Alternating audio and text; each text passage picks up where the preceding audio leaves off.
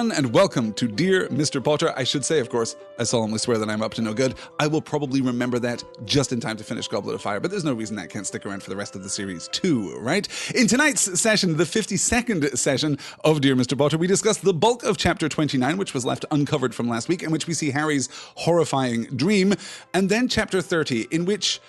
well, on the one hand, we receive a great deal of exposition, a great deal of somewhat ungrounded backstory, but we do so through the ingenious application of one of the most evocative and fascinating magical artifacts that we will meet in the entire Harry Potter series, the Pensieve. I'm eager to get to that because I've been a little critical of the Pensieve in the past, and looking at it this time, I'm much more charmed by it, actually. A careful reading of that chapter, I think, really improved my understanding and my appreciation for the Pensieve. More on that when we get to it. We are, in the chronology of Harry Potter right now, less than 2 weeks out from the third task and the conclusion of the Triwizard Tournament, and we're something like 4/5 of the way through this rather epic tome. So now is a great time, I think, to lay out the end of our Goblet of Fire schedule. Including this week, we have 6/7 sessions left in our Goblet of Fire series. This week, we're covering the Dream and the Pensieve. Next week, we're covering the third task. Realistically, next week, we're covering the second half of the Pensieve, and then Chapter 31, the third task. The following week, on May 15th, we're going to cover Chapters 32 and 33. That's Flesh, Blood, and Bone, and the Death Eaters, wherein things take a powerful turn. And then the week after that, May 22nd, Chapters 34 and 35, Priori Incitatum and Veritaserum, and the following week, May 29th, Chapters 36 and 37, The Parting of the Ways and the Beginning. Then, on June 5th, we will have our discussion of the movie, and that will probably be accompanied by some kind of live commentary track on the weekend of, what is that, the 2nd and 3rd, I suppose, of June. That first weekend in June, anyway, we'll do some kind of live commentary track discussion of the movie, and then break it down in our usual format in the last Goblet of Fire session that we will do here in Dear Mr. Potter. I will be taking the following week off from live broadcasts to celebrate my 40th birthday. I know. I'm facing it with a certain amount of fear and trepidation myself, and to, of course, recharge my batteries a little bit. But we'll come back the following week, June 19th, with a session on the children's book, The Worst Witch, which I mentioned in last week's session, or possibly even the session before that. This is a really interesting and influential text over British children's literature, the particular kind of children's literature in which J.K. Rowling was engaged back in the Philosopher's Stone era, and on the shape of what would become YA fiction in the wake of J.K. Rowling's great work. This is The Worst Witch by Jill Murphy, published in 1974. This is about a young girl by the name of Mildred Hubble who attends Miss Cackle's Academy for Witches, a educational institution which will be very familiar to those of us who have read the Harry Potter series. We're only going to spend 1 week on it because it is a very slender volume. It is intended for fairly young children. It's a pretty elementary read. We're only going to pull a few slides from that, but we are definitely going to talk about it because it, and possibly even to a greater degree, the 1986 TV movie adaptation of The Worst Witch, is clearly influential on J.K. Rowling's work. After that, well, the schedule's a little bit open, but I am seriously considering diving into T.H. White's The Sword in the Stone, which was published in 1938 and is one of the very few books which is an acknowledged and avowed influence over Harry Potter. J.K. Rowling herself described Watt, the protagonist of The Sword in the Stone, as the spiritual ancestor of Harry Potter, of the boy who lived. So that means that we're going to be ready to begin the Order of the Phoenix probably sometime early in July, the beginning to middle of July, depending on how much time we spend on The Sword in the Stone, which will carry us through, if our schedule is to be believed at this point, will carry us through pretty much the rest of the year. 20 sessions coming out of the end of July will carry us through to the end of November. So with the inevitable, couple of skip weeks here and there as technical difficulties foul my efforts to maintain a regular schedule here, and of course because my tendency to run long in these podcasts, we will probably finish that up somewhere around the very end of 2018. So all of that is to say, that's the rest of 2018 for Dear Mr. Potter, right? 5 more sessions on the novel Goblet of Fire, 2 sessions on the movie, which will come out in the same week, some pleasant distractions and some study of some of the influences that guided J.K. Rowling to produce the fictional world that she created here, the secondary creation that she has given us in the pages of Harry Potter, and then onward to Phoenix. I can't wait. Honestly, I can't wait. We are not, as I said, going to make it through Chapter 30 tonight. I have pulled a large number of slides We're not going to spend as much time discussing each individual slide this evening as we normally would, because a lot of it is just exposition. Some of it is repeating or reiterating or giving us a different perspective on exposition that we've already received, and some of it is sowing seeds that will bloom later, will be harvested, narratively speaking, later in the novel. So we're probably going to move pretty quickly, but I have no faith at all that we're going to make it through all of our slides tonight. That's absolutely fine. Next week we'll finish up the pensive and just do the third task, which is, gosh, just a knockout chapter of a book. There's so much variety in that chapter, first of all, right? I was completely forgetting that the beginning of the third task actually features, Molly and Bill coming to Hogwarts and having that whole experience, which is just lovely. So we're going to talk about that. We're going to talk about the position of Hogwarts. We're going to talk about Rita Skeeter's foulest cut, and we're going to talk about the third task itself. Of course, all of that next week on Dear Mr. Potter. But we begin this week with chapter 29. We concluded last time with our heroes in the Owlry, a little concerned about Fred and George, a little concerned about their possible blackmail scheme. More on that too as we come back around to it. But we're going to pick up with Mad Eye Moody. Professor Moody, Harry called as they made their way toward him through the crowd. "Hello, Potter," growled Moody. His magical eye followed a couple of passing first years who sped up looking nervous. It rolled into the back of Moody's head and watched them around the corner before he spoke again. "Come in here." He stood back to let them into his empty classroom, limped in after them and closed the door. "Did you find him?" Harry asked without preamble. "Mr. Crouch?"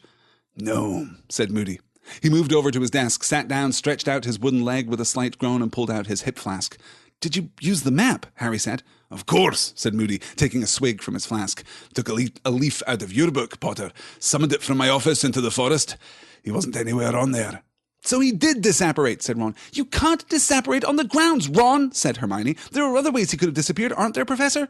Moody's magical eye quivered as it rested on Hermione. "You're another one who might think about a career as an Auror," he told her. "Mind works the right way, Granger." Hermione flushed pink with pleasure. Hermione receiving praise is pretty much one of my favorite things in all of Harry Potter. I like very much when adults in particular recognize her brilliance. I would like it if her peers at Hogwarts recognized her brilliance a little more and were less inclined to denigrate that aforementioned brilliance. But nonetheless, anytime Hermione gets praise, I am there for it. I also blush pink with pleasure as Hermione is told that she has the makings, potentially at least, of an Auror. Well, Hermione's life is going to go in a very interesting direction. We'll talk about that, I'm sure, as we conclude the series and look at some of the attendant materials surrounding the Harry Potter universe here. So, of course, we're turning back to Moody. Moody has been entrusted, you'll remember, by Dumbledore with the task of finding Crouch in the Forbidden Forest after he disappeared after apparently or allegedly stunning Victor Crumb out there on the grounds. But Moody has not found hide nor hair of Crouch, oddly. The use of the Marauder's map is absolutely ingenious in this novel because the Marauder's map is a fantastically powerful artifact. And I'm kind of thinking about the Marauder's map in the context of the pensive, right? The pensive is a similarly powerful artifact that is going to be similarly expanded and adjusted as we move through the rest of the series. But here, as the Marauder's map was when it was first introduced, it is pure in its intent and serves a vital narrative function. But the Marauder's map has always posed a problem. It is quite simply too powerful. And J.K. Rowling had two options here. She could either three, I suppose. She could destroy the Marauder's map. She could nerf the Marauder's map, if I can borrow from tabletop role-playing game parlance. That is to say that she could deliberately retcon its power level down. She could decide that actually the Marauder's map is nothing like as useful as it initially appeared to be, and it was just luck that got Harry through the first experience of using it. But she has done the far more ingenious thing, which is preserving the Marauder's map as a powerful magical artifact and thereby preserving its authority, but handing it off to another character, a trusted character, of course. Who is more trusted at Hogwarts than Alistair Mad Eye Moody at this point? I mean, trusted at Hogwarts by our power trio, of course. This is absolutely ingenious because it allows J.K. Rowling to make that same appeal to authority, right? We can imagine a sequence in which Harry had also whipped out the Marauder's map there in the Forbidden Forest, and let's imagine that there had been no Barty Crouch on it. That would have been a powerful affirmation that something mysterious had happened, and here we get that powerful affirmation, but we get it by proxy, which allows J.K. Rowling to perform this really brilliant sleight of hand with regard to the Alistair Moody subplot that we get as we move through this entire book. We also get, of course, some more great interactions between Ron and Hermione. So he did disapparate, said Ron, absolutely failing to pay attention or to think through the consequences. Though, in his defense here, the Forbidden Forest is not on the grounds, right? Hermione responds with this repeated trope that we've been this drum that we've been beating over the course of the last few chapters. You can't disapparate on the grounds, Ron. So frustrated is she that her attributed dialogue is italicized here. You can't disapparate on the grounds. There are other ways you could have disappeared, aren't there, Professor? Right? It doesn't need to be disapparation. Other things could have happened to Crouch. But he was on the fringes of the Forbidden Forest, and I don't think that that would necessarily count as the grounds of Hogwarts, right? I'm not sure that Hermione's reading of Hogwarts, a history, is perhaps as comprehensive of real-life experience as it ought to be. More on that later. And of course, apparition and disapparition in the context of Hogwarts, on the grounds of Hogwarts, will be a point of contention as we continue to move forward. There are a few interesting gaps in Hermione's assertion here, which will be opened up by future experiences, which we will, of course, delve into when the opportunity arises. So Crouch is not in the Forbidden Forest, and Moody knows not where he is. Could be anywhere, said Moody, shaking his head. Only thing we know for sure is that he's not here. He yawned widely so that his scars stretched and his lopsided mouth revealed a number of missing teeth. Then he said, "Now, Dumbledore's told me you three fancy yourselves as investigators, but there's nothing you can do for Crouch.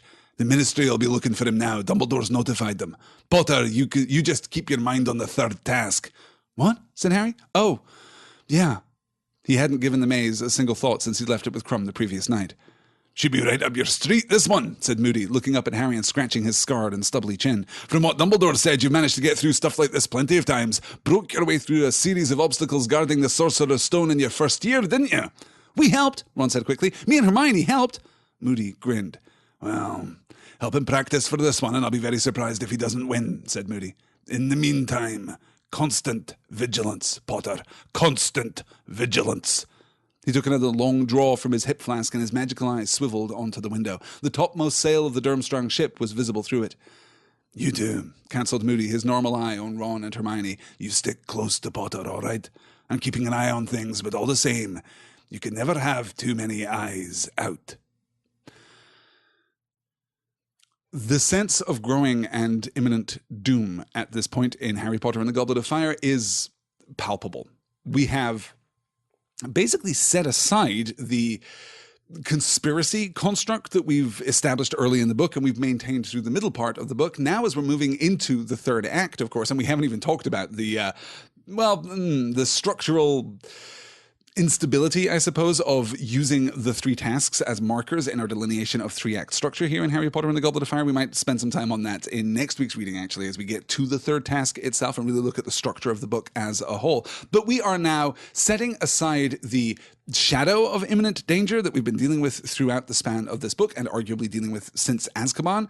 And now we're dealing with the reality of it. Crouch's appearance in the Forbidden Forest and then disappearance from the Forbidden Forest is marked. That's a very significant moment because that is the rude and physical intrusion of the adult world, of the darkest parts of the wizarding world into Harry's personal experience. And pretty much up until this point, those adult experiences, the true darkness at the heart of the wizarding world, has been held back from Harry at one remove, right? He's dealt with Azkaban, but only at a distance. He's dealt with Dementors, but not in the full manifestation of their power. That is to say that though he has felt the touch of the Dementor, he hasn't felt the hunting of the Dementors. He hasn't been incarcerated in Azkaban. We have talked about the deconstruction. We've talked about the structural instability of all of our legalistic structures here in the wizarding world, but Harry hasn't really felt the touch of them personally.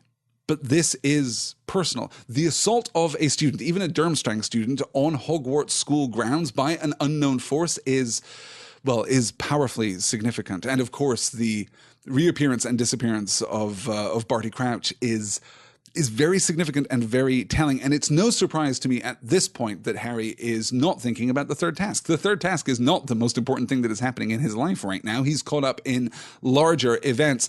And I do think it's fair to say that between this chapter and the next, we are going to struggle a little bit with our framing. We are going to struggle a little bit in this deluge of exposition to keep our feet, to remember what is most important. Now, that is going to be marked in the transition into the third task chapter by a sudden restoration of Hogwarts normalcy, I suppose, right? But we'll talk about that in next week's session. But be aware now that the threads of this plot are coming as close as they ever come, it might be argued, to actually unfurling. We are about to be struck with a tsunami of exposition, and keeping our feet may be difficult. It may be very difficult for us to stay anchored in Harry's experience of Hogwarts here, even though the use of the pensive is actually a powerful step toward grounding all of this exposition in Harry's personal first-person perspective.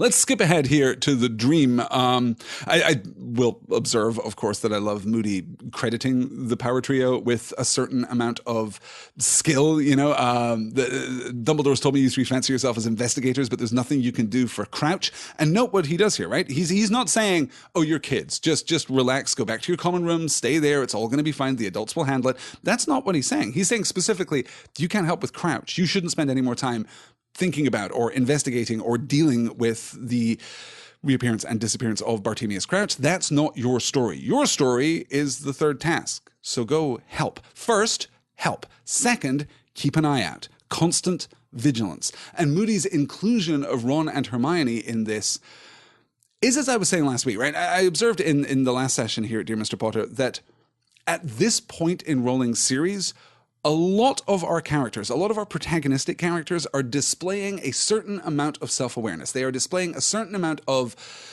familiarity with the conventions of the genre. They understand the kind of story that they're in. Remember when Harry hears the noise from the Forbidden Forest and his first thought is, damn, the Forbidden Forest. Of course, something very bad is about to happen because here we are near the Forbidden Forest.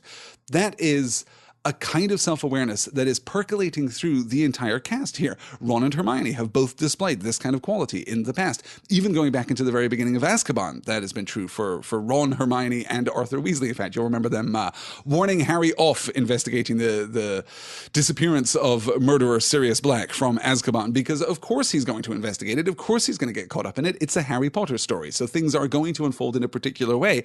And Moody is kind of aware of that too, and seems to be playing into the idea of the power trio in a way that very few characters do. Dumbledore doesn't really lean into this. Minerva McGonagall does. Minerva McGonagall and Hagrid are the two. Well, okay, Minerva McGonagall is the one authority figure, and parenthetically, Hagrid is the quasi-authority figure who seem to see the power trio as a functional unit of protagonism within the frame of Harry Potter stories and respect that. Moody here is absolutely aligning himself with both McGonagall and with Hagrid in this regard. You two, you stick close to Potter, all right? I'm keeping an eye on things, but all the same, you can never have too many eyes out. This is not, don't worry about it. This is not, go back to your common room. This is certainly not, what are you doing out of Gryffindor Tower? You're breaking curfew, 10 points from Gryffindor. It's not that. Moody seems to be speaking to them more as equals, which is absolutely something that we associate with our most trusted figures, our most trusted characters, right? Who treats Harry, Ron, and Hermione as equals? Well, Hagrid does, and Sirius Black does. He hasn't always, but he did most recently, of course, when he tries to outline the complex morality that he witnessed in the rise and fall of Voldemort's tyranny, right? In the days during and after the First Wizarding War. All of this is to say that Moody is being anchored very directly and very cleverly in Harry's experience and in our experience as a trusted figure, capital T, capital F. With all of that said, let's move on to talking about Harry's dream in Trelawney's divination class. He was riding on the back of an eagle owl, soaring through the clear blue sky toward an old ivy-covered house set high on a hillside. Lower and lower they flew, the wind blowing pleasantly in Harry's face, until they reached a dark and broken window in the upper story of the house and entered. Now they were flying along a gloomy passageway to the room at the very end. Through the door they went into a dark room whose windows were boarded up. Harry had left the owl's back. He was watching now as it fluttered across the room into a chair with its back to him. There were two dark shapes on the floor beside the chair. Both of them were stirring. One was a huge snake. The other was a man, a short, balding man, a man with watery eyes and a pointed nose. He was wheezing and sobbing on the hearth rug. "You're in luck, Wormtail," said a cold, high-pitched voice from the depths of the chair in which the owl had landed. "You are very fortunate indeed. Your blunder has not ruined everything. He is dead." "My lord," gasped the man on the floor. "My lord, I am so pleased and so sorry." "Nagini," said the cold voice, "you are out of luck. I will not be feeding Wormtail to you after all. But never mind, never mind. There is still Harry Potter." The snake hissed. Harry could see its tongue fluttering. "Now, Wormtail," said the cold voice, "perhaps one more little reminder why I will not tolerate another blunder from you." "My lord, no, I beg you." The tip of a wand emerged from around the back of the chair. It was pointing at Wormtail. "Crucio," said the cold voice. Obviously, we're picking up here from Harry's first dream, the dream that started the entire book. In fact, a dream that has been felt, a dream that has exerted a certain gravity, a certain presence throughout the course of the story, but a dream that has not been repeated until this very moment. And you kind of have to admire J.K. Rowling's restraint. It would have been super easy to shore up the shortcomings of the structure of Harry Potter and the Goblet of Fire by adding in more dreams. He has a dream right before the first task, and a dream right before the second task, and now a dream right before the third task. We could easily have forgiven that. We could even, in fact, have enjoyed that quite a lot. But this displays a great restraint, and the specifics of this dream are every bit as luminous and important as the specifics of the first of Harry's dreams. So you'll note the eagle owl, right, soaring through the clear blue sky toward an old ivy-covered house set high on a hillside. They pass across the landscape. A dream of flight, a dream of flying. This is by no means unfamiliar to Harry, right? He has had personal experiences of this sort, and most recently was praised by Victor Crumb for his skill in the air, not aboard the back of an eagle owl, of course, but rather on the back of his broomstick. But from there, we pass into this old ivy-covered house, this house that is consistent with the house presented to us in the first dream that we see. Harry had left the owl's back. He has not disembarked from the owl. You'll note how we get that in the passive voice. Harry had left the owl's back. He was watching now as it fluttered across the room into a chair with its back to him. The means of Harry's entry into this dream is Voldemort. That is absolutely clear from the symbolism in the text here. Why an eagle owl? Well, you can strive to unpick that, and I know that people have. I know that people have done there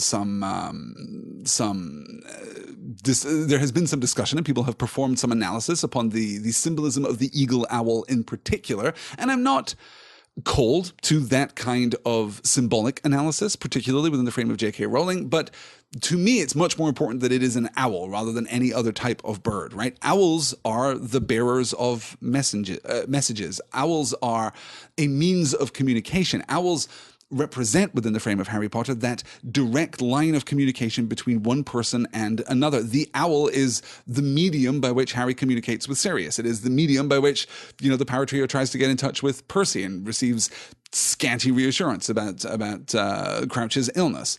The use of the owl here represents to me that direct message, that direct communication between two people. This is not a letter that is being sent from Voldemort to Harry, or vice versa. This is not a vision that is being granted by Voldemort to Harry, or vice versa, but it is a symbol of their connected state, of that interconnectivity, which will be reflected, of course, in the pain from Harry's scar in just a moment.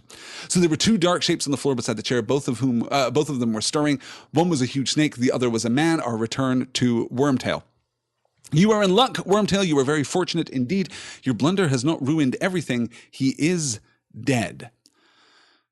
We can play the pronoun game here, if you like. I mean, we can. We are almost urged to, in fact. But the he is almost certainly Crouch, right? The he, as it's presented to us in this point in the narrative, it's very suggestive that is, in fact, Crouch, that his disappearance is more permanent than simply vanishing from the Forbidden Forest. More on that, of course, when the final movement of this plot is unfurled before us. So Wormtail is apologetic. Voldemort talks to Nagini, assuring Nagini that though it won't be feeding on Wormtail, it will in fact be feeding on Harry Potter at some point. The snake hissed. Harry could see its tongue fluttering. And then we get to a really fascinating point of ambiguity here. "Now, Wormtail," said the cold voice, "perhaps one more little reminder why I will not tolerate another blunder from you." "My lord, no, I beg you." And then we get the use of the Cruciatus curse. An unforgivable curse. I mean, let's frame this at its superficial level, first of all, right? Voldemort is using one of the unforgivable curses. This is one of the worst things that you can do. Voldemort is a bad, bad dude, right? He has not sought nor earned redemption at any point in his time away. He is still the worst kind of dark wizard. That's absolutely clear. It's a very powerful callback to the unforgivable curses and will be itself a very powerful framing of the return to the Cruciatus curse in the next chapter when we see, or when we are allowed insight into the ultimate consequence of the application of the Cruciatus curse. But that line from Voldemort, that line is haunting. That line is weirdly haunting and ambiguous. Perhaps one more little reminder why I will not tolerate another blunder from you. This is a reminder of the consequence of your failure. This is a reminder, Wormtail. Wormtail, buddy, this is why I can't just allow you to screw up. This is why I can't just allow you to be, wormtailing it up all the time. And then he uses the Cruciatus curse to inflict enormous pain on Wormtail. Why? What is the point here that Voldemort is making? What is the lesson that he is trying to teach Wormtail at this point? One more little reminder why I will not tolerate another blunder from you. Do not fail me again, or I will hurt you. You have failed me, so I will hurt you. That seems to be the kind of relationship that we've come to expect between Voldemort and Wormtail.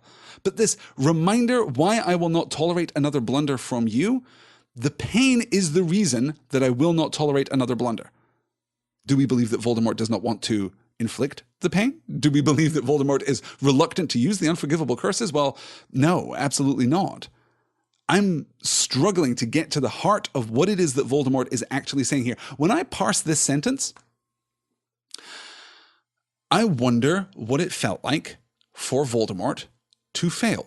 I wonder what it felt like for him to be cast out of his body. I wonder what it felt like for him to be destroyed at the end of the Wizarding War on that fateful day when Harry Potter was the boy who lived. I wonder what it felt like, what it feels like for Voldemort at this point.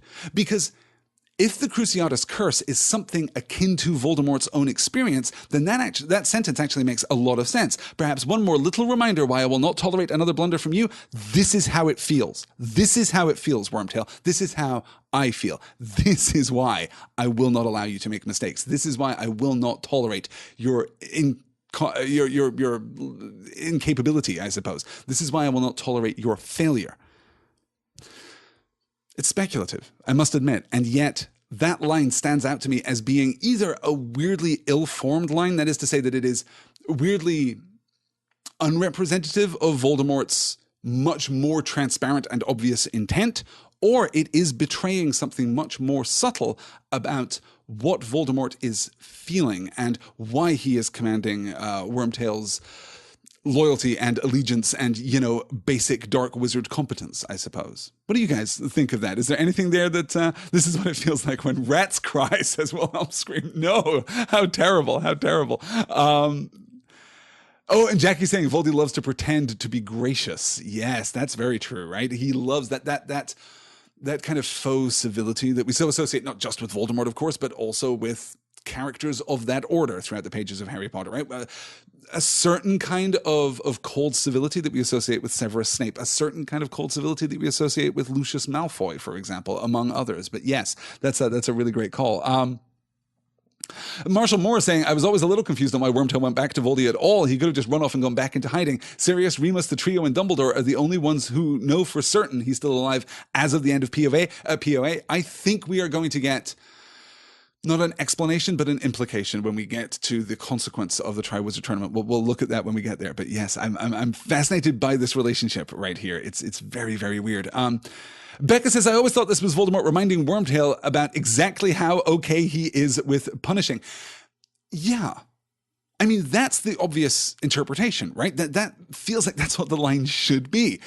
Wormtail, do not fail me again, or you're really in for it this time. Like, I'm going to turn the machine up to 50, and we can do things to you, Wormtail, that will be very, very bad indeed.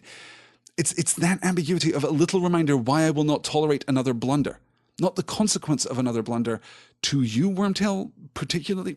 I don't know. I may be reading way too much into it. It may just be an imperfectly formed line of dialogue that opens up this avenue of speculation and exploration. But yeah, it has always stood out to me, and stood out to me strikingly when I was studying this. All right, let's move on to the end of chapter 29 here and get to our scene where Harry, having slipped out of Sybil Trelawney's divination class, having made his excuses and left, and decided not, in fact, to go to the infirmary, not to go to the hospital wing and to the kind caress of Madame Pomfrey. Instead, he's just going to go and talk to Dumbledore like it is time.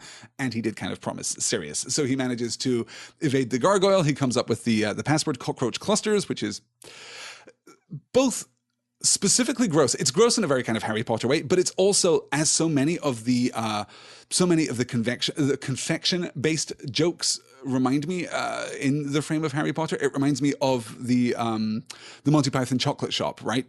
Anyway, if you haven't seen that, then you don't know what I'm talking about. And if you have seen it, I'm sure you think of it too every time we start talking about cockroach clusters. Yes. So Harry ascends the moving staircase here up to Dumbledore's office, and we get this scene as he eavesdrops on the conversation within. He could hear voices from inside the office. He stepped off the moving staircase and hesitated, listening. Dumbledore, I'm afraid I don't see the connection. Don't see it at all. It was the voice of the Minister of Magic, Cornelius Fudge.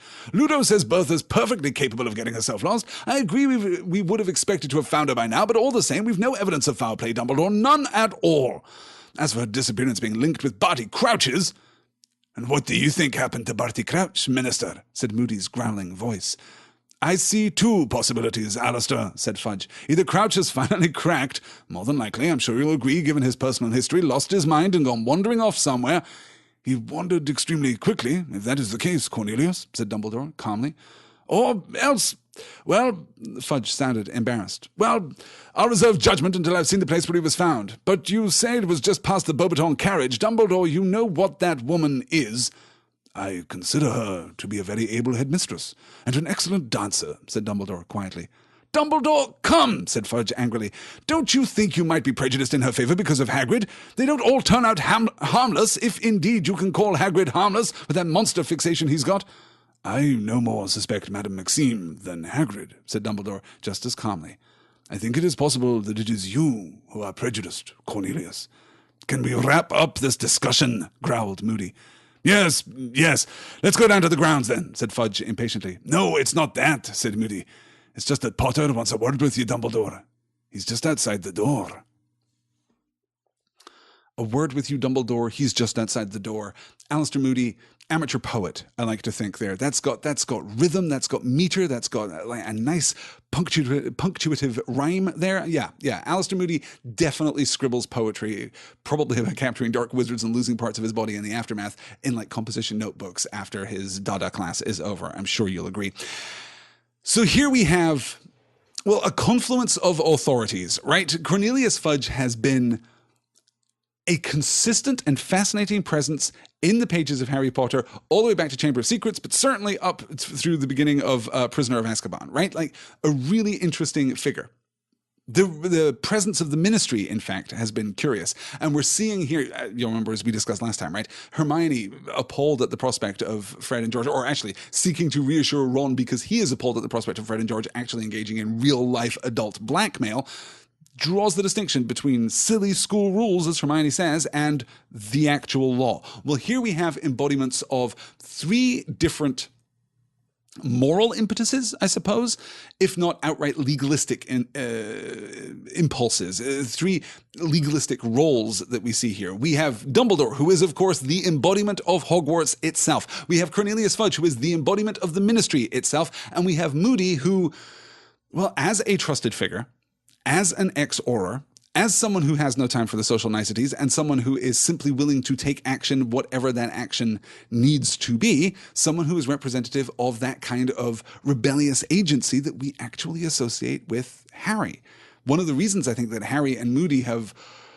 Okay, let me revise that statement. One of the reasons that Harry has warmed so to Moody in the course of this book is that Moody feels a little bit like an adult Harry Potter, right? He's not bound by rules. He's not bound by convention. He's not bound by civility. He does whatever the hell he needs to do in order to achieve the desired effect.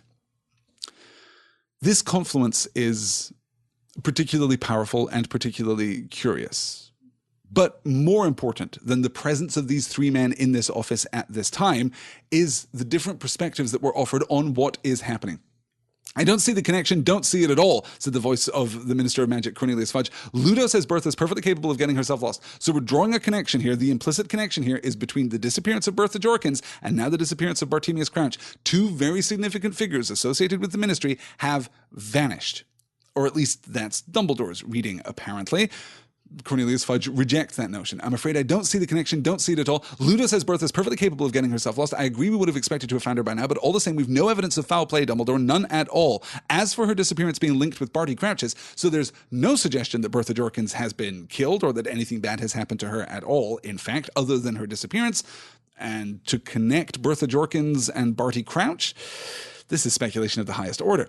And Moody pushes back, right? Moody claims the kind of logical high ground here. And what do you think happened to Barty Crouch, Minister? I see two possibilities. Either he has cracked, like he has lost his mind, given his personal history, given all that he has been through. Maybe he has just finally lost it. Maybe he has just taken to wandering in the woods, and that's actually sad but not troubling in that sense. He wandered extremely quickly, if that is the case, Cornelius, said Dumbledore calmly, right? Yeah, he showed a certain swiftness that we might not associate with people in a state of mental derangement, but yeah, okay. Dumbledore kind of doing his best to de-escalate the situation here, to maintain this calm demeanor in the presence of Cornelius Fudge's opposition. This is classic Dumbledore here, right? But he wandered away extremely quickly, if that is the case, Cornelius. Or else, well, I'll receive judgment until after I've seen the place where he was found. But you say it was just past the Beauxbaton carriage. Dumbledore, you know what that woman is? So Cornelius Fudge is concerned that Madame Maxime has played a hand in the disappearance of Barty Crouch from the Forbidden Forest, which is interesting if only... It is interesting for us in our perspective as readers, if only because the Beauxbaton carriage is significant in the prose just as Harry and Victor are arriving at the edges of the Forbidden Forest, right? We get the beat that they are passing Hagrid's hut, which is illuminated from within, and we're passing the Beauxbaton paddock at that point, right? So reference is made in that moment to the close proximity of the Beauxbaton delegation. And Cornelius Fudge is clearly, well, he's clearly been reading the Daily Prophet, right? He's clearly been reading the fine journalism of Rita Skeeter. He is skeptical of giants. I consider her to be a very able headmistress and an excellent dancer, said Dumbledore quietly. Don't you think you might be prejudiced in her favor because of Hagrid, says Fudge. They don't all turn out harmless, if indeed you can call Hagrid harmless with that monster fixation he's got. Well, you know this one half giant, and obviously you like him a lot, and he's probably harmless. Well, wait, is he harmless? Fudge has been swayed by this story. Fudge has been swayed by prejudice. And Dumbledore absolutely calls it out. I no more suspect Madame Maxime than Hagrid, said Dumbledore just as calmly, which would be, it could conceivably be read as like damning with faint praise, right? Well, I'm no more suspicious of Madame Maxime than I am of Snape, probably, right? Yes, that is to say, I am pretty suspicious of both of them. But of course, we have seen Dumbledore and Hagrid interact. We have seen them interact very recently, in fact, over Karkaroff out in the Forbidden Forest. So we've seen them interact. We know the esteem that Dumbledore has for Hagrid. We also, of course, saw them interact in Hagrid's hut after the Rita Skeeter piece was released, and Hagrid was seriously reconsidering some of his life choices. We've seen them interact. We know the esteem that Dumbledore has for Hagrid. So this is absolutely a statement in support of Madame Maxime. I think it is possible that it is you who are prejudiced, Cornelius. And then Moody interrupts. And I wonder what the next beat would have been. I wonder how Cornelius Fudge would have responded to that accusation, that very flat accusation, if not for the interruption. Can we just wrap up this discussion, growls Moody? Yes, let's go down to the grounds. Then obviously we're going to go and we're going to look at the scene where it happened. We're going to go and see if we can't determine. We're going to go and search for clues. We're going to see if we can figure out what happened to Fudge now in the daylight of this Monday afternoon. But no, Moody, using his magical sight, has scried Harry Potter standing right outside the door, and we move into chapter 30 here. Oh boy. Joseph saying, I'm the least anti-giant person ever, and crediting it to Cornelius Fudge. Yeah, that's kind of gross. Dumbledore says Fudge gets his daily intelligence briefings from the tabloids just like someone else. Yes, very fair. Good. My lawyer is a half giant, says Joseph. Yeah, okay, this is good. I'm so glad that we're all on the same page vis-a-vis Cornelius Fudge. And, well, here's the thing about Fudge. He's a really interesting figure because even in the span of this book, and this is, of course, going to become much more pressing when we get into Order of the Phoenix, even in the span of this book, Cornelius Fudge is a weak man under tremendous pressure, more than he is an evil man. And that attribution of a kind of facile and shallow prejudice to weak man, to weak people, is a really interesting, let's put a pin in that. We'll have plenty of time to talk about Cornelius Fudge in the future. So we're going to track down to the Beaubaton carriage and the fringes of the Forbidden Forest. We're going to find out exactly what happened to Crouch. But before we do that, let's have a very awkward greeting scene here at the beginning of Chapter 30, The Pensive. The door of the office opened. "Hello, Potter," said Moody. "Come in, then." Harry walked inside. He'd been inside Dumbledore's office once before. It was a very beautiful circular room lined with pictures of previous headmasters and headmistresses of Hogwarts, all of whom were fast asleep, their chests rising and falling gently. Cornelius Fudge was standing beside Dumbledore's desk, wearing his usual pinstriped cloak and holding his lime-green bowler hat. "Harry," said Fudge jovially, moving forward. "How are you?" "Fine," Harry lied. "We were just talking about the night when Mr. Crouch turned up on the grounds," said Fudge. "It was you who found him, was it not?" "Yes," said Harry. Then, feeling it was pointless to pretend he hadn't overheard what they'd been saying, he added, "I didn't see Madame Maxime anywhere, though, and she'd have a job hiding, wouldn't she?" Dumbledore smiled at Harry behind Fudge's back, his eyes twinkling. "Yes, well," said Fudge, looking embarrassed. "We're about to go for a short walk on the grounds, Harry, if you'll excuse us. Perhaps if you just go back to your class." "I wanted to talk to you, Professor," Harry said quickly, looking at Dumbledore, who gave him a swift, searching look. "Wait here for me, Harry. Our examination of the grounds will not take long." You'll note that brilliant specificity of language, right? J.K. Rowling's brilliant specificity of language in this instance. The walk that they are going to take, we're about to go for a short walk on the grounds, Harry, if you'll excuse us. Dumbledore has no time for that political pretense. He has no time for the diminishment of the circumstances which they are currently facing by politically friendly euphemism. Of course, Cornelius Fudge intuitively, by his nature, is going to drain the significance out of their investigation of what is almost certainly a crime scene of national, if not international proportions, right? Of national, if not international significance.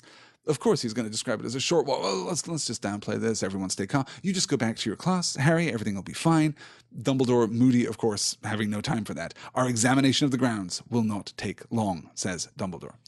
Harry's honesty here and his coolness with Cornelius Fudge is interesting, honestly. It's a testament, I think, to how far Harry has come in the course of this book, and a testament to how certain he is about certain things. That is to say that he is, of course, going to side with Dumbledore. He is, of course, going to side with Dumbledore when Fudge is being tangentially critical of Hagrid or suspicious of Hagrid, certainly, right? I think that there's definitely an implication here that Harry is stepping up in Hagrid's defense, that his impression of Cornelius Fudge is now dimmer, perhaps, than it has ever been.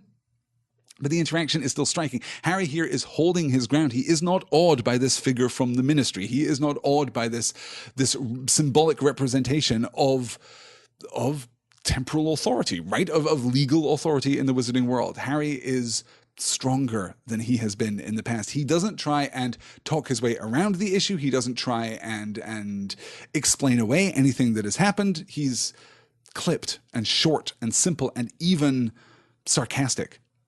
I like this read of Harry very much at this point. Yeah, good.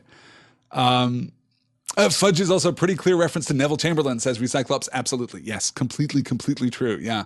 Rahit says, one of my favorite beats in this whole book is Dumbledore smiled at Harry behind Fudge's back, his eyes twinkling. I feel so heartened by Dumbledore's silent approval of Harry's non-judgmental nature, his basic decency, and his lack of prejudice. He is so proud of Harry, more than proud of Harry, right? He's genuinely supportive of Harry's Harry-ness, of Harry's exceptionalism. He sees Harry, it would seem, very clearly. We're going to cut back to this, of course, when he returns, after we've had the rush, the first flood of pensive memories. When he returns and yanks Harry back out of memories, he basically commends him for his curiosity. Oh, yeah, no, it wasn't your fault. The door probably didn't close all the way, and no, it's completely natural, of course, for you to investigate my personal belongings here in my office, Harry, like a totally normal and rational thing to do. which may be even more significant, of course, if we think a little more about Dumbledore's motivation in leaving Harry here in the first place. Wait for me here, Harry. Our examination of the grounds will not take long. This takes us, after some discussion of Fawkes and the Sorting Hat and the Sword of Godric Gryffindor and a few other accoutrements here in Dumbledore's office, we get to the Pensieve itself. A shallow stone basin lay there, with odd carvings around the edge, runes and symbols that Harry did not recognize. The silvery light was coming from the basin's contents, which were like nothing Harry had ever seen before. He could not tell whether the substance was liquid or gas. It was a bright, whitish silver, and it was moving ceaselessly. The surface of it became ruffled like water beneath wind, and then, like clouds, separated and swirled smoothly. It looked like light made liquid, or like wind made solid. Harry couldn't make up his mind. He wanted to touch it to find out what it felt like, but nearly 4 years' experience of the magical world told him that sticking his hand into a bowl full of some unknown substance was a very stupid thing to do. He therefore pulled his wand out of the inside of his robes, cast a nervous look around the office, looked back at the contents of the basin, and prodded them. The surface of the silvery stuff inside the basin began to swirl very fast. Harry bent closer, his head right inside the cabinet. The silvery substance had become transparent. It looked like glass. He looked down into it, expecting to see the stone bottom of the basin, and saw instead an enormous room below the surface of the mysterious substance, a room into which he seemed to be looking through a circular window in the ceiling. Nearly 4 years' experience of the magical world told him that sticking his hand into a bowl full of some unknown substance was a very stupid thing to do. First observation with regard to that line, yes, Harry is becoming more genre savvy. He is becoming more aware of the kind of story in which he has found himself. B, the answer, Harry, is therefore not to simply prod it with your wand. Like, if you had really learned caution, you would not mess with this thing that you have no cause to mess with whatsoever. How do you know that simply prodding it with your wand will be safe? This is a compromise, yes, between Harry's basic impulse to do whatever the hell Harry wants to do in that moment, like this exceptional act of the protagonist, the titular protagonist of this novel. And taking into account Harry's exceptional agency at all times, of course, this is the barest minimum compromise between Harry wanting to do whatever it is that Harry wants to do and his long experience here at Hogwarts, right? That's just really quite lovely. Actually, just really quite lovely. I adore this description too. I find this very powerful. A shallow stone basin lay there with odd carvings around the edge, runes and symbols that Harry did not recognize. The silvery light was coming from the basin's contents, which were like nothing Harry had ever seen before. This is genuinely magical, though not completely unprecedented. We talked about this a little toward the end of Prisoner of Azkaban and the association of silver and silvery with positive magic, with good things in general, right? Silvery light in particular is pretty much universally a good thing in Harry Potter's experience in J.K. Rowling's secondary world here, right? That is somewhat reassuring, but the presence of the Pensieve itself, as I said earlier, it absolutely, I'm not immune to the criticism of the Pensieve that, wow, J.K. Rowling just really needed to offer a lot of exposition in this chapter. It had to happen right now. She hadn't really laid the track for it, so we just had to come up with a magical means of offering the reader all of this exposition. We get 3 distinct sequences through the Pensieve, then we get a further 2 memories associated with the Pensieve, right? And we get extra exposition on top of that. We get maybe 7 or 8 beats of exposition in the course of the single chapter, and boy, howdy, that's a lot. So we needed a magical MacGuffin that could just fulfill this task, right? It just needed to do this one thing. But it does so in a really interesting way. And the extraction of memory, the naming of the Pensieve itself, of course, which I'm freely referring to as the Pensieve because the chapter was called the Pensieve, so that makes a lot of sense. It's not going to be named until Dumbledore returns to his office, but we can talk about that now, I suppose. This is maybe my favorite pun in all of J.K. Rowling's work, actually. I rather love this pun. It is a kind of semi-portmanteau, I suppose, if you like, between the words pensive and sieve, right? It's all in the spelling there. It's all in the switching of the I and the E. To be pensive is to be thoughtful, to be reflective, to be engaged in serious and deep thought, and to sieve is to filter or to examine in fine detail. It's actually perfectly named. This is a gorgeous little pun right here in the heart of Harry Potter. As I said, like other elements of J.K.R.'s world building, most similarly, perhaps the Marauder's Map, though the Marauder's Map is so powerful that it never quite gets out of control. She never quite allows it to get out of control. It is conspicuous most often in its absence later in the series, or in its misapplication later in the series, I suppose, too. Unlike the Marauders map, the Pensive never really gets supercharged, but it is incredibly powerful. It is going to be expanded upon. Our understanding of the Pensive is going to shift as it returns in later books in the series. And I like that less. I like that version of the Pensive much less. Dumbledore using it as a reflective pool, using it as a reflecting pool, I suppose, being able to externalize one's own internal experience, that's pretty smart, actually. That's a really nice narrative construction here. If we have to offer the exposition, let's do it in a way that feels both magical but thematically connected to the kind of figure that Albus Dumbledore is in this series. I like the construction of the Pensive very much here, like it much less later, right? We play a little fast and loose with the rules of the Pensive later in the series, which kind of informed my judgment of the Pensive here in its first appearance. But reading this chapter carefully, no, I actually quite like this. Let's get into our memories. Oh, I just realized that the Crowdcast chat has in fact stopped scrolling. That's lovely. Did Dumbledore invent the Pensive, says Father John? I don't believe that he did. I don't believe that... There are a couple of elements here that make me believe that that is not the case. I do think that it is referred to later as the Hogwarts Pensive specifically, that it is not Dumbledore's personal possession, but it is rather the property of the headmaster of Hogwarts. But you'll note the description here too. A shallow stone basin lay there with odd carvings around the edge, runes and symbols that Harry did not recognize. The use of runes there seems to me to suggest something older, seems to me to suggest something that probably predates Albus Dumbledore by quite some margin. Yeah. Good. Oh, right. We're talking about the loopholes. Yes, we're talking about how the Pensive works and what we do with it. Erica saying the Pensive never made sense to me. If people have to take their memories out of their heads to put in the Pensive, then how do they remember that the memory exists? They no longer have the memory, if that makes sense. Yeah, I mean... Yeah. And Becca pointing out, it's a druidic basin, right? Well, that's the thing, right? Is that it is... I saw reference to Galadriel, too, earlier in the Crowdcast chat. Yes, this is just a much older scrying tradition, right? This takes us back to druidic traditions, if not outright druidic cultures, right? But certainly druidically infused Celtic traditions throughout the British Isles would use something very similar to this for scrying up through the medieval period. It was thought that, yes, by pouring water into a shallow bowl, you can actually get a sense of the past or the future. You can divine, if you like. And it is, of course, really interesting that Harry comes from divination here and experiences something that is not completely unlike divination. He flees from his dream in Sybil Trelawney's divination class, that is to say, and goes straight to Dumbledore, and experiences something that is not unlike divination and uses something that wouldn't be out of place in Sybil Trelawney's classroom. That, I think, is a really interesting and intangible connection. So yes, I think this is absolutely talking to that scrying tradition, which is lovely.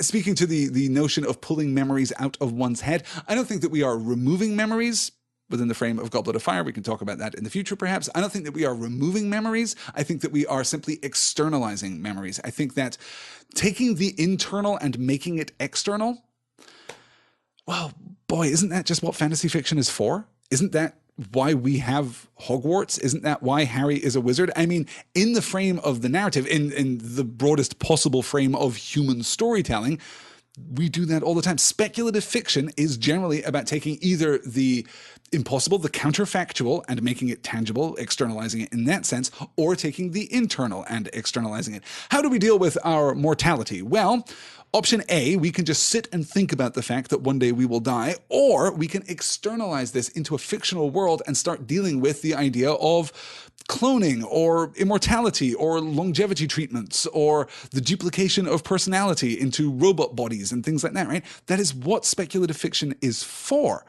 And the Pensive absolutely fulfills a similar task. It seems to me that when Dumbledore is inhabiting the memory, as distinct from the way that Harry is inhabiting the memory, of course, Harry inhabits a memory that he himself does not possess. So it is like an experience. But when Dumbledore is looking into the Pensive and working with the Pensive, it seems to me that he is coordinating this internal memory of the event and the external memory of the event. He is gaining, in effect, greater perspective. As he says to Harry when he shows up later, it allows one to more readily make connections and to see patterns.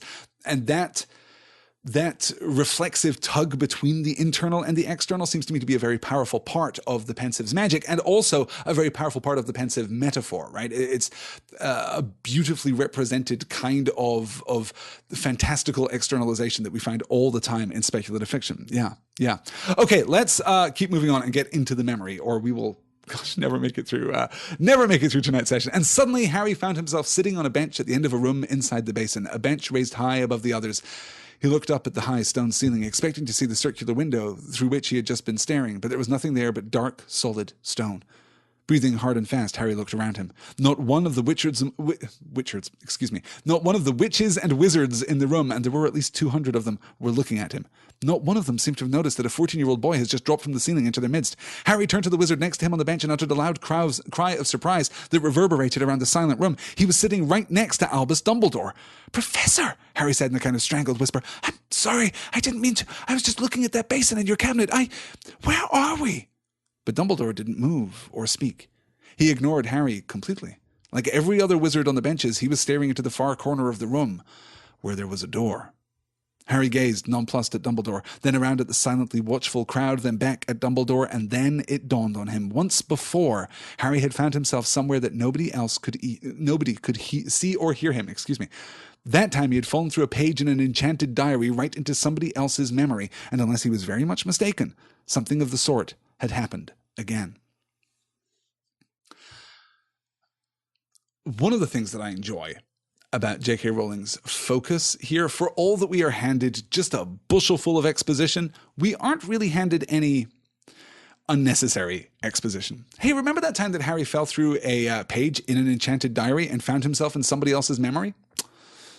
Probably not significant to anything that's going on now, right? No one that's of interest to the proceedings here. No one that he has recently experienced in dream form. In fact, within the last hour has experienced in dream form. This casual reference to Tom Riddle's diary is genuinely fantastic. Like, it just brings me joy. There is clearly an awareness in the narrative voice here that, okay, if you remember, then you remember. And if you don't remember, I can't. There's no time. Like, I can't get into it right now. So he'd fallen through a page in an enchanted diary into someone else's memory, right?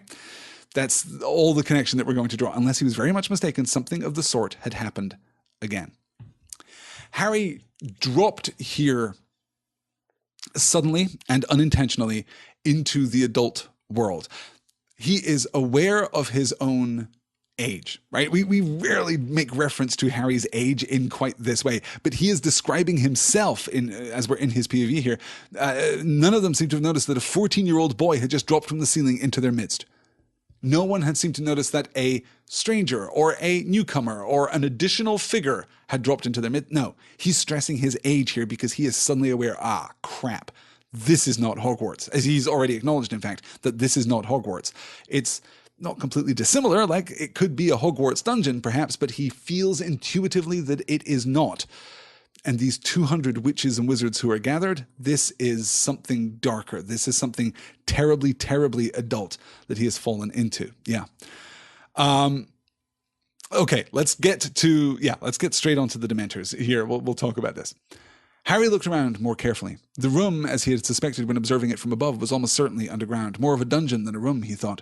There was a bleak and forbidding air about the place. There were no pictures on the walls, no decorations at all. Just these serried rows of benches. I have obviously pulled that incorrectly from the ebook that I was using, so I do apologize. Rising in levels all around the room, all positioned so they had a clear view of the chair with the chains on its arms. Before Harry could reach any conclusions about the place in which they were, he heard footsteps. The door in the corner of the dungeon opened and 3 people entered, or at least 1 man, flanked by 2 Dementors.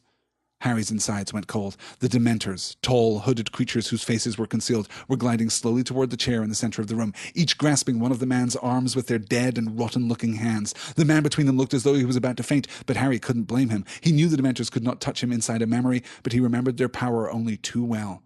The watching crowd recoiled slightly as Harry looked around more carefully. The room... Oh, I'm sorry, I really have screwed this up. I do apologize. Well, this is a terrible pull. Yes.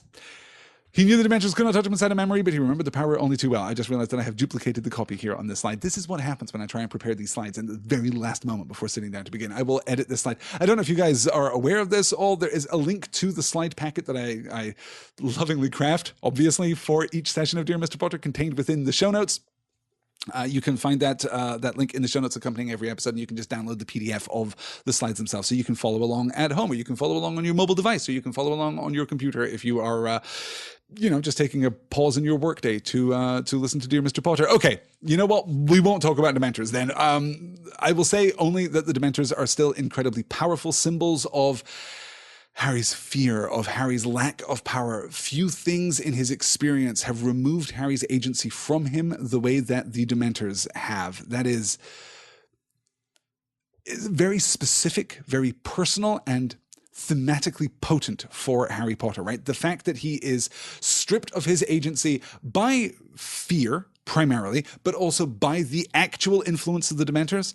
Yeah, they are a very powerful opponent for Harry throughout the entire series. Of course, we're going to pick up with the Dementor in the third task in next week's reading, which I can't wait to get to because that's a particularly great sequence. Alispin says here in the chat, I also think the Dementors here are in this memory are triggering anxiety for Harry, even though the literal effect of the Dementors may not be happening here. He's having a little bit of a panic attack just at the thought of them. Absolutely right.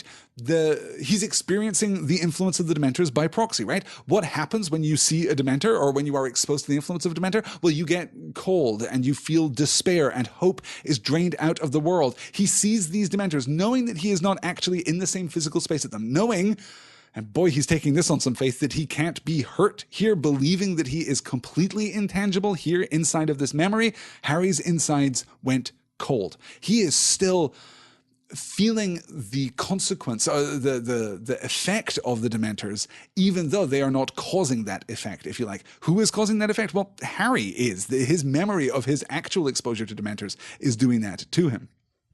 Let's move ahead to Igor Karkaroff. Harry leaned forward so he could see past Dumbledore. Mad-Eye Moody was sitting there, except that there was a very noticeable difference in his appearance. He did not have his magical eye, but two normal ones. Both were looking down upon Karkaroff, and both were narrowed in intense dislike. Crouch is going to let him out, Moody breathed quietly to Dumbledore. He's done a deal with him. Took me 6 months to track him down, and Crouch is going to let him go if he's got enough new names. Let's hear his information, I say, and throw him straight back to the Dementors. Dumbledore made a small noise of dissent through his long, crooked nose. Ah, I was forgetting. You don't like the Dementors, do you, Albus? Said Moody with a sardonic smile. No, said Dumbledore calmly. I'm afraid I don't. I have long felt the Ministry is wrong to ally itself with such creatures. But for filth like this, Moody said softly. You say you have names for us, Karkaroff, said Mr. Crouch. Let us hear them, please. You must understand, said Karkaroff hurriedly, that he who must not be named operated always in the greatest secrecy. He preferred that we, I mean to say his supporters, and I regret now very deeply that I ever counted myself among them. Get on with it, sneered Moody. We never knew the names of every one of our fellows. He alone knew exactly who we all were, which was a wise move, wasn't it, as it prevented someone like you, Karkaroff, from turning all of them in, muttered Moody. Yet you say you have some names for us, said Mr. Crouch. This perspective on crime and punishment in the wizarding world would be stark and troubling even without Sirius Black priming the pump in this regard. We have been told that Barty Crouch is overzealous in his pursuit of dark wizards in the wake of the First Wizarding War, in the wake of Voldemort's fall from power, right? That he, or even in the midst of Voldemort's power, that Barty Crouch was corrupted by his desire to do good in a really interesting sense. Like the power of it. He crossed lines that we ought not to cross. He did things to oppose him once again with Dumbledore, like we opposed Voldemort with Dumbledore right back at the very beginning of the very first book. He did things that he ought not to have done. He did things that Dumbledore would not do. The Ministry in general, by utilizing Dementors, is doing something that Dumbledore would not do. And the Ministry is also doing something that Mad-Eye Moody wouldn't do. Because they're going to let him go. They're actually making a deal. They're actually making a deal with Karkaroff here. What would Mad-Eye Moody do instead? Well, pump the guy full of Veritaserum, presumably, right? Like, pump the guy full of Veritaserum, get the actual truth out of him, and then throw him back into Azkaban. And Karkaroff's escape from Azkaban, if you like, is fascinating because it tells us a lot about the wizarding world. It tells us a lot about Crouch at this point. It tells us a lot about the Ministry at this point, and it tells us most powerfully about how willing the Ministry is to be pragmatic. Why is Karkaroff imprisoned? There are two reasons that we imprison people, as you may remember from our discussions of this with regard to Prisoner of Azkaban, right?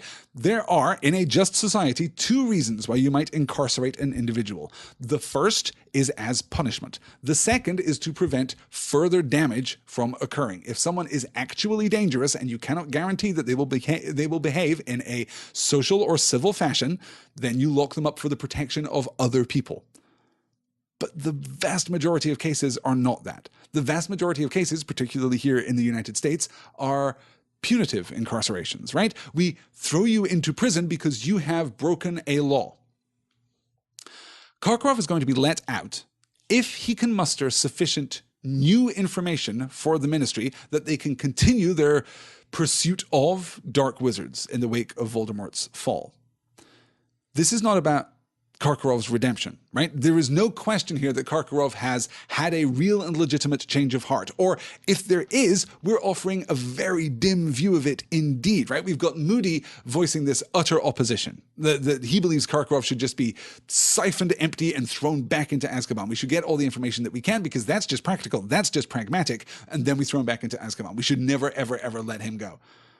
And Crouch is making a deal. But that deal is not about redemption. That deal is not about, okay, Karkaroff, if you can stand here, put your hand on your heart, take some Veritaserum and tell us that you are sorry for what you have done, that you regret your involvement with Voldemort, that you regret your entanglement with dark magic and dark wizardry in general. If you can prove to us that you are a better man now, then we'll let you go.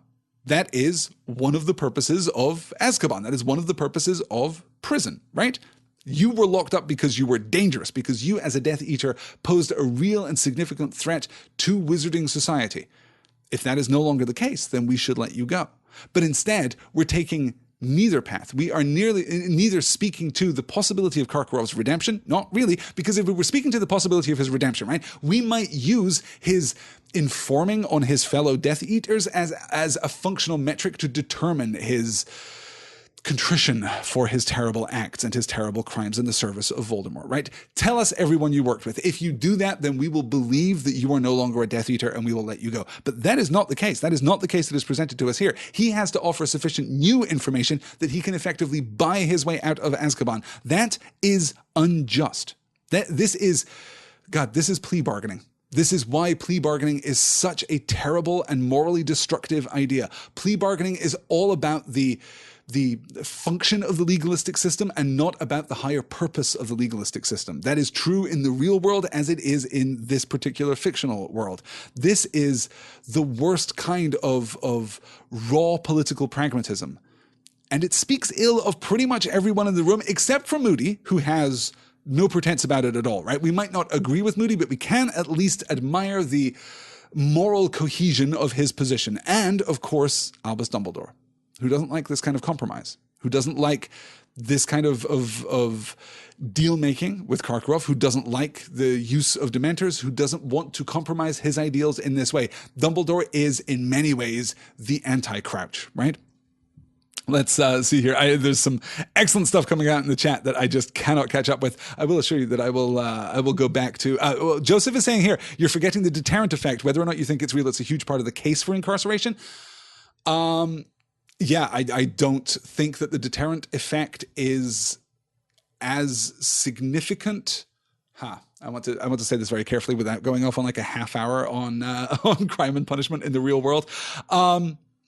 I do not think that the specific deterrent effect of incarceration is worth it. I think that the observable consequences of a carceral state are much worse than the possible deterrent effects that we can leverage through other kinds of punishment, right? Primarily community service, right? I think that removing someone from a community because they are a danger to it, that's fine. Like, that makes a lot of sense. There is a strong argument there for incarceration. Removing someone from a community because they committed a crime against that community and depriving them of a greater integration. Like, greater integration is what stops human beings from, living this Hobbesian life of just desperate desire and the enacting of our basest possible instincts, right? That is what the social contract is about. So I generally believe that incarceration is less effective in that specific regard than other means. But you're absolutely right, Joseph, in that it is a powerful argument for people who believe in the efficacy of the carceral state, if you like. Yeah. Okay. We definitely got to talk about that anymore. I should just do like a politics podcast, right? Where you guys can just throw political questions at me and I can be very ill-informed, but also very opinionated. That seems like a thing. Okay. All right. Let's, good. All right. Let's, Yes. Dumbledore saying, I hate that they never used Veritaserum during these witch trials. I've got to tell you, the first time that I read this book, I took this to be absolute proof that Snape was lying to Harry. I took this to be absolute proof that Veritaserum was not a real thing. You remember that we talked about it when Snape was showing Harry the Veritaserum? And of course, this is regulated by the ministry, but I might slip some into your pumpkin juice. Like, I took this sequence to be absolute confirmation that Veritaserum does not exist. That Snape was just trying to frighten Harry. We'll talk about Veritaserum in a couple of weeks' time, I guess. Okay, let's get to our final beat here with Karkaroff, because he is not done. He does give up some names, a couple of names which will be very significant in future books, of course, but then we get to the real point. "Not yet!" cried Karkaroff, looking quite desperate. "Wait, I have more!" Harry could see him sweating in the torchlight, his white skin contrasting strongly with the black of his hair and beard. "Snape!" he shouted. "Severus Snape!" "Snape has been cleared by this council," said Crouch disdainfully. "He has been vouched for by Albus Dumbledore."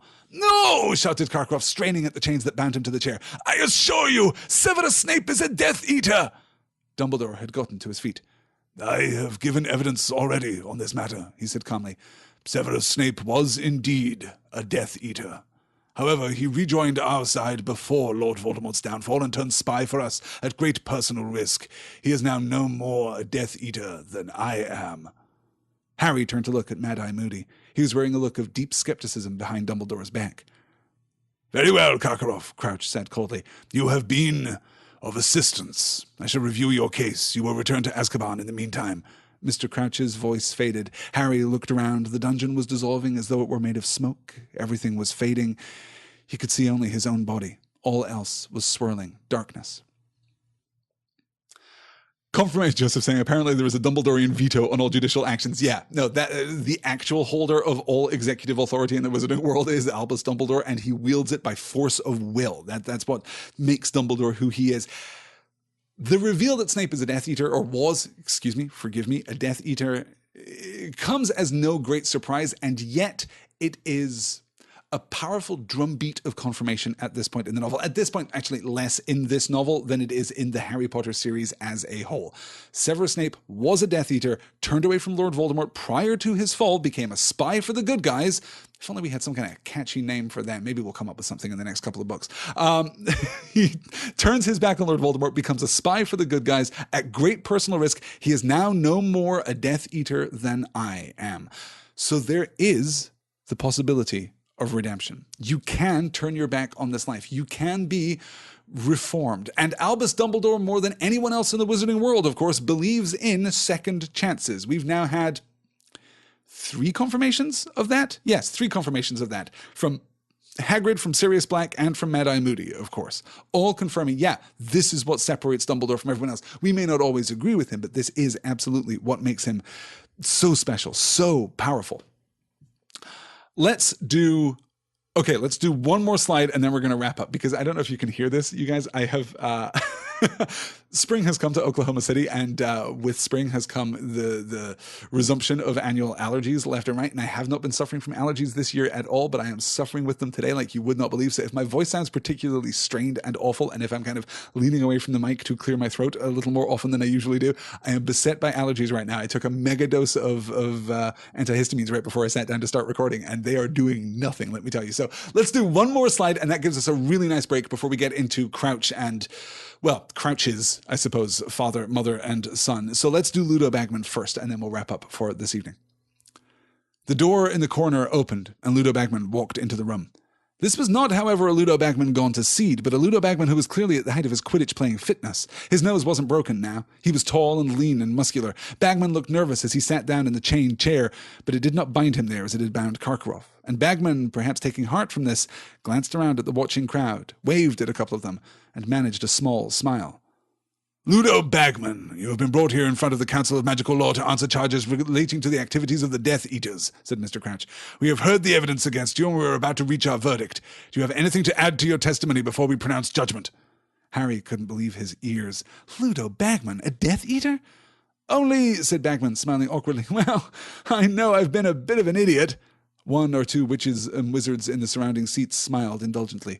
Mr. Crouch did not appear to share their feelings. He was staring down at Ludo Bagman with an expression of the utmost severity and dislike.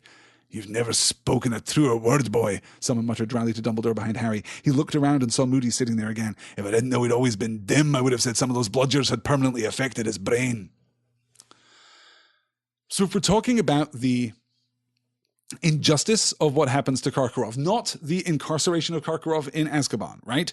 But the plea bargain compromise that is made with Karkaroff, the fact that that is really not in any way kind of legally or politically or philosophically consistent. What it is pragmatic. What it is demonstrative of Crouch's willingness to persecute all Death Eaters to the very limits of the law and, hey, maybe just a little beyond. If that is unjust, what we see here from Ludo Bagman is, well, the exact opposite kind of injustice. Why is Crouch so angry here? One or two of the witches and wizards in the surrounding seats smiled indulgently. Mr. Crouch did not appear to share their feelings. He was staring down at Ludo Bagman with an expression of the utmost severity and dislike. Why is Crouch furious? Well, because Ludo Bagman was connected to Voldemort, but he is untouchable. And he is untouchable because of something that we have discussed many, many times here in the frame of Dear Mr. Potter. He is untouchable because of his celebrity. He is actually, because of his exceptional nature, free from the kind of political and legalistic consequence that would afflict someone who was not a nation-renowned athlete, an internationally renowned athlete, for all that we know. Ludo Bagman's involvement here is genuinely fascinating. This is a really great turn, because Bagman has been really the avuncular figure of authority throughout the book, right? We've been suspicious of Crouch. We've been suspicious of Cornelius Fudge. We're suspicious of Percy Weasley, for crying out loud. And though Ludo Bagman has been weird, and though he has been acting inconsistently through the course of the book in some positive ways and in some negative, more suspicious ways, he's been a fairly avuncular and friendly figure. And of course, his specific pleasant demeanor with regard to Harry has endeared him to us somewhat, I think. But this is a hard turn. This casts a long shadow over this figure. And of course, we'll pick up at the end of the excuse me. We will pick up at the end of the chapter with Dumbledore offering some powerful reassurance about Bagman. But I really like how we do this. Celebrity in the world of Harry Potter. You could do another whole series on that alone, says Jackie. Gosh, yes. I think about that in particular with regard to the movie adaptation of Fantastic Beasts. There's a lot in Fantastic Beasts about celebrity and notoriety and fame as a kind of permeable and transactive kind of social structure. Yeah, no, I think you're right. I think that is really interesting. The ways in which fame is used by certain individuals, right? Okay. What have we seen of fame so far? The three most striking examples of fame that we have seen thus far. Ludo Bagman, in this instance, basically being allowed to G-shucks his way through some pretty serious accusations here and have his career, have his life, like not face the punishment that he potentially at least may be or should be called upon to face. Then we've got Harry, who is burdened by his celebrity at least as much as he is empowered by his celebrity. And then we've got Gilderoy Lockhart, who is pursuing a powerful celebrity without substance. Yes, no, Jackie, I think you're right. I think there's maybe a one-shot discussion right at the end of the series. I think what we're probably going to have to do, by the way, by the time we're done with Deathly Hallows, is probably circle back around and pick up some of these threads and talk about wands, for example. I'd love to do a session just talking about, once we've finished the series, come back around and look at how wands are introduced and how they're used and how we change our understanding of wands, how we change our understanding of non-human magical creatures and non-human magical communities in the span of the rest of the series. Looking at J.K. Rowling's skill with and approach to the retcon and kind of changing her own internal history and her own internal landscape, if you like, in order to accommodate new details, in order to accommodate new perspectives, in order to accommodate new narrative necessities in the later books in the series. Yeah, there's a lot of really interesting material there. It would be really fun to prep some lecture format discussions on some of those topics, maybe without even waiting for the end of the series. I do think that I could do some of those at the end of Goblet, looking at this as the fulfillment of the turning point, which begins in Prisoner, I suppose, right? Prisoner is, as I've said many times before, the turning point from the juvenile to the adolescent in the frame of Harry Potter. That is the book that really changes the tone of the rest of the series. And Goblet of Fire simply follows through on that for me. Goblet of Fire is not the turning point itself. Goblet of Fire is the point at which the point that has already turned the new landscape actually catches up to our characters and has real and lasting consequence. Yeah. Good. Corporeal saying, it's an odd thing to say on this podcast, but I think Harry Potter is undoubtedly a series that is often served better by, quote, don't think too hard about this bit to gloss over some of the flimsier parts. I think there's something to that, Corporeal, right? I think that I never want in any podcast for our analysis to be destructive. I always want our analysis to be constructive. I would rather talk about the ways in which Harry Potter works as it so demonstrably works than the ways in which Harry Potter falters, the ways in which Harry Potter is cracked, the ways in which Harry Potter is internally inconsistent. I have no interest at all in putting together the BuzzFeed style 25 nitpicky things you never knew were wrong in Harry Potter, or 25 mistakes made by the person who made, Deathly Hallows Part 1. I'm not interested in that. Yes, there are rampant inconsistencies in the pages of Harry Potter. Some of them are interesting. Some of them are actually curious, and there are things to talk about with regard to some of the inconsistencies, not least of all because we might succumb to fleeting temptation to talk about J.K. Rowling as an author and to talk about why some of these changes have been enacted, right? Why is the Marauders map passed off to Moody in the course of this book? Well, because the Marauders map is clearly too damn powerful for Harry to have, and if he has the Marauders map, the entire core plot of this novel falls apart immediately, right? Immediately. So we have to pass it off. And the frame around that is really interesting. And J.K. Rowling is capable of enormous dexterity, enormous skill, and honestly, in some instances, enormous playfulness and joy with regard to that kind of revision of her own work. It's never as thoughtful or as consistent as some other authors. That's absolutely fair. But it's also not... It doesn't prevent Harry Potter from working as a story. So yeah, I'm always going to strive toward that kind of constructive rather than destructive analysis. I think that particularly though corporeal, as you imply there, Harry Potter is definitely a series that benefits more from constructive analysis than most series. Yeah, or most series certainly of this impact and influence. Yeah, good. All right. I think I'm going to wrap it up there, you guys, because, my throat is packing up and we are at time. So let me take a quick look in the question bucket here. Actually, before we do that, let me look at next week's session. 10 p.m. Eastern, 9 p.m. Central, Tuesday, May the 8th, 2018. Another evening session for next week as we discuss the rest of the Pensive and the third task. We will probably run long in order to get through the entirety of the third task. But when I laid out that schedule at the beginning of tonight's session, I really meant it. Like, I want to stick to that schedule as close as we can anyway through the rest of Goblet of Fire, because we have spent a few more weeks talking about this book than I originally intended. Let me see here. Dumbledore asks a really interesting question. I'm going to put a pin in this, Dumbledore, because we're going to have some possible opportunities to talk about this in future sessions, particularly when we're talking about Creature in upcoming books. But Dumbledore asks, last week you posited that a house elf servitude isn't magically enforced, so what would keep a forward-thinking house elf like Dobby from simply leaving service?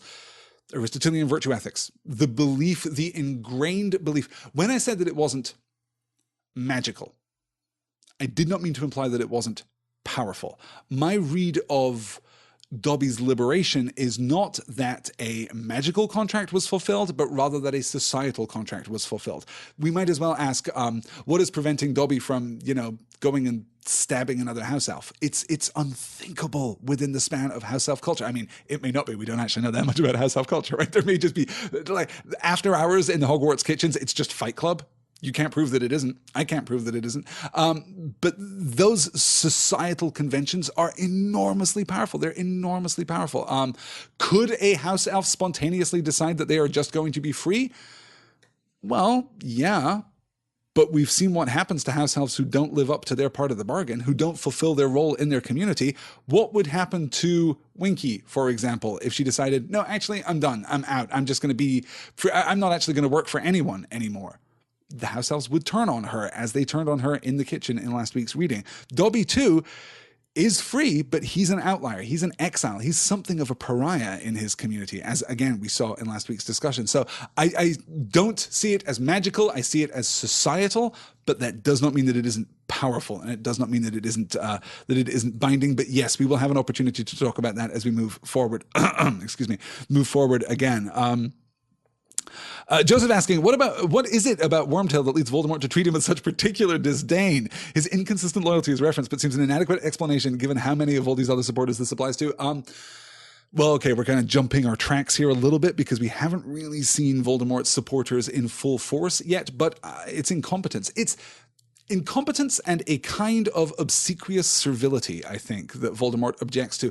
And that is less about Voldemort's position as Dark Wizard, as he who must not be named, and much more about his position as being representative of the British aristocracy, right? He is an aristocratic figure, much like Lucius Malfoy, right? That servility seems to be almost designed by Wormtail to provoke his master's ire. I think that's my read of it anyway. We may have an opportunity to talk about that when we get to see the massed ranks of Voldemort's supporters in the relatively near future. Yeah. Corporeal saying in the chat, Voldemort cares about strength and power more than anything. Wormtail shows neither, so he is used and despised. Yes. Yes. Yes, I'm inclined to agree. Good. All right, guys, that is going to be it. I think we'll wrap it up there. I will go and take a lozenge or something and hopefully preserve my voice for the podcasts later this week. Speaking of which, I would urge you all to join me, of course, for There and Back Again at 10 p.m. Eastern, 9 p.m. Central on Thursday evening, where we are talking about the end of the Battle of the Pelennor Fields and the Pyre of Denethor in Book 5 of The Lord of the Rings. And if you guys are particularly keen on seeing me just weep openly during a live session, then hey, Thursday night is your night. Thursday night's going to be emotional. And then on Friday evening, and you can check pointnorthmedia.com. If you scroll down a little bit on pointnorthmedia.com, you can click the This Week on Point North blog post and actually find the direct link to the page. On Friday evening at 10 p.m. Eastern, 9 p.m. Central, I am going to give a live commentary track for the Princess Bride movie. I'm going to talk all over the Princess Bride movie. It is going to be a fantastic time. You will need your own copy of the movie, but you can put that up on your TV and have me chattering away on your phone or something like that. We can take part in the chat. That will be happening over on YouTube, not on Crowdcast. We're taking this as an opportunity to kick the tires of the new YouTube system. So if you are free on Friday evening, which let me glance at the thing. Oh, Friday evening, which is of course May the 4th. There may be something else coming out from Point North Media on Friday. I shall say no more about it than that. But if you are free Friday evening, May the 4th, then I hope that you'll be able to join me to watch The Princess Bride and chat about it and really enjoy yourselves with what is and has been now for, gosh, a little over 30 years. Can that possibly be true? A little over 30 years, one of my favorite movies. Good God, you guys. As I said, I'm approaching my 40th birthday this summer. It's going to be tough. All right, let's wrap it up there. Thank you all so much for joining me this evening. Thank you all so much for being here. Thank you all so much for your insight. I'm going to go and scroll back through all of your brilliant commentary, and I'm sure there will be topics of discussion that we can spin out into next week's show. But I will talk to you all again very soon. Until then, mischief managed. Good night all.